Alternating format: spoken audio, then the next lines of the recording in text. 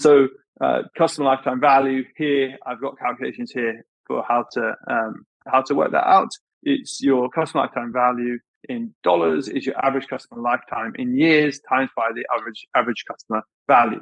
Now, what we're doing here is we're ignoring for the time value of money. So for any accountants out there, yes, $10 today is worth more than $10 in a year.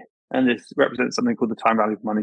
And over the last little while, it's been safe to ignore the time value of money, but with rising interest rates, we should probably include the time value of money. This is something your accountant can help you with. There are online tools for this. But to my mind, if you know that you're simplifying here and you're doing apples to apples comparisons, this is good enough. This is a good enough point to be at. And so you say, okay, Tom, but how do I calculate average annual customer value? Well, that would be your average transaction value in dollars multiplied by the transaction frequency. How often does the average pet or pet owner transact with you? And you have to decide, are you doing customer lifetime value at the level of the pet owner or the level of the pet? I would generally do this at the level of pet because the pet is, the consumer. That's the one. The pet is the thing consuming products and services ultimately. And so I would calculate this at the level of pet, but some people do it at the level of pet owner. Bonus point if you know it for both.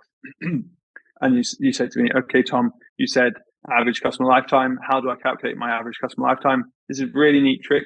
1 over your customer churn, which I'll tell you how to calculate on the next slide, gives you your customer lifetime. So the rate at which you are losing customers, 1 over that gives you your customer lifetime, your average customer lifetime, assuming you're losing customers at a consistent rate. How do you estimate your customer churn? Well, it's your number of customers at the start of the year minus the number of those customers still active at the end of the year. So it's not your active customers at the start of the year minus your active customers at the end of the year. You're taking a cohort of active customers at the start of the year and how many are still active at the end of the year. So basically, this sum at the top of the equation is giving you how many customers that were active with you at the start of the year are no longer active with you at the end of the year. Divide that by the total number of customers active at the start of the year. That will give you a churn percentage. And then take your, for customer lifetime value, you take your average customer lifetime and multiply it by the average customer value per year. Hopefully that makes sense. Happy to provide these slides to people so you can go through them in your own time. Just email me, Tom, with an entirely unnecessary H in it, THOM @petsapp.com.